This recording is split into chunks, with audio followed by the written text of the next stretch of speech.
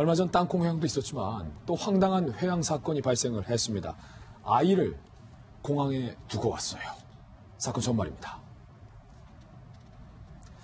참 이게 두고 올 게 없어서 말이에요. 애를 나홀로 집입니까?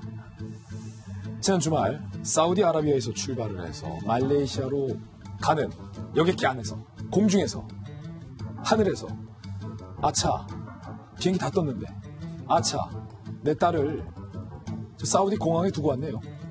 이 여성이 승객 승무원에게 비행기 좀 돌려주세요. 아저씨 비행기 좀 돌려주세요. 라고 회항을 요청합니다. 이 조종사가 얼마나 황당했겠어요. 관제탑에게 이렇게 얘기합니다. 신의 가호가 있기를 회항해도 될까요? 승객이 아기를 공항에 두고 왔답니다. 라고 관제사에게 물어보자 관제사도 좀 고민을 하다가 애를 두고 왔다는데 어떡할 거야? 오케이 공항으로 회항해라. 회항을 허가해 줍니다. 여성 승객과 딸은 무사히 만났는데 문제는 이 소동으로 비행 시간이 약 1시간 동안 지연이 됐다는 사실입니다. 이 조종사와 관제탑 사이에 주고받았던 통신 내역을 저희가 또 입수했어요. 근데 아랍어예요. 들어보시죠. الله يكون في العون بس شوفونا نبغى نرجع ولا كيف ايش الوضع لانه قلت لنا قلق هنا على السكه ايش الطياره معنا ايش اسمكم؟ 32787 كوالالمبور رايحين على كوالا شوف هذه رحله نسيت ولدها في الصاله مسكين 다들 알아들으셨죠? 통역을 하자면 신의 가호가 있기를 회항해도 될까요? 승객이 아기를 공항에 두고 왔답니다. 라고 다급하게 황당하게 관제탑에 무선을 보내는 음성도 한번 들어보셨는데 백 팀장님 아니 놓고 이렇게 따로 있지 어떻게 그 딸 아이를 놓고 옵니까 공항에? 저는 이 엄마의 마음을 약간 좀 이해를 할 것 같습니다. 왜 그러냐면 예. 이 여성이 아기 데리고 남편 없이 혼자서 많은 짐을 가지고 이제 이동을 하는데 예. 통상적으로 아이가 계속 울고 버티고 칭얼거렸다고 합니다. 그렇기 때문에 그 아이도 버티면서 이제 그 짐을 싣고 그리고 이제 공항 그 구역을 지나서 비행기에 탑승을 했어요. 예. 그리고 이제 비행기가 이륙을 합니다. 그러니까 자기는 이제 짐도 잘 옮겼고 비행기 탔으니까 안심이다라고 했는데 가만히 비행기가 이륙을 해서 조금 지났는데 뭔가 조용하거든요. 계속 시끄럽던 부분이 그때 이제 깜빡 눈치를 챈 거죠.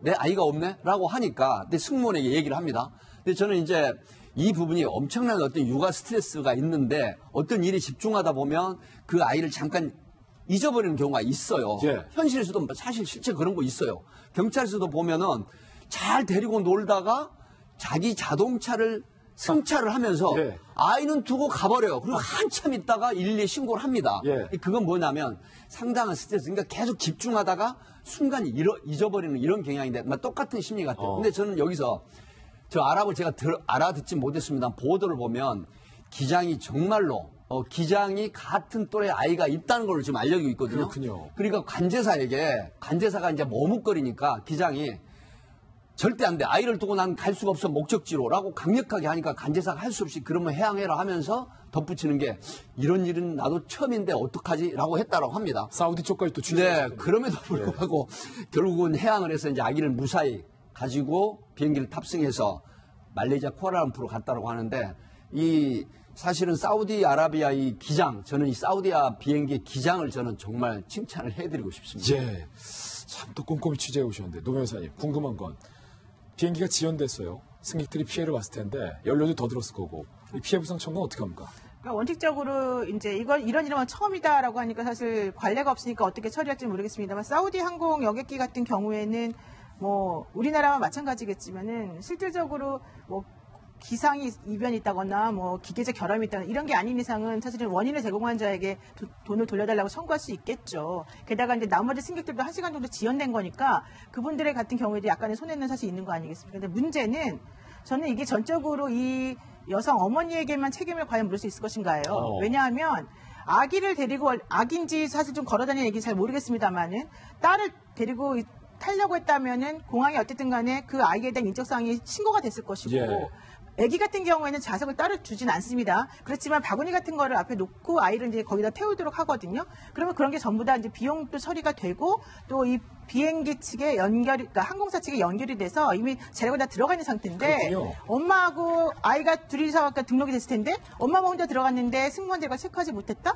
제가 봤을 때 그거는 항공사 측에도 잘못이 있다고 볼 수 있어요. 예. 그래서 뭐 정확한 것은 아닙니다. 이 아이가 몇 개월인지 모르기 때문에 그렇다라고 한다면은 이 원인 제공을 무조건 엄마만 했다라고 사실 볼 수는 없어요. 그렇기 때문에 아마도 정말 사실관계 따진다라고 한다면은 몇 대 몇의 비율로 뭐 얘기해야 되겠죠. 그러나 제가 봤을 때는 이 정도의 선에서는 아마 엄마에게 비용을 따로 청구하지는 않지 않을까 네. 이런 생각이 듭니다. 그럼에도 불구하고 5천만 원 정도, 1시간 같으면 5천만 원 정도 손해배상을 해줘야 된다라고 하는 원래는 전례가 그렇죠. 있다라고 네, 합니다. 원래는 예. 그렇죠.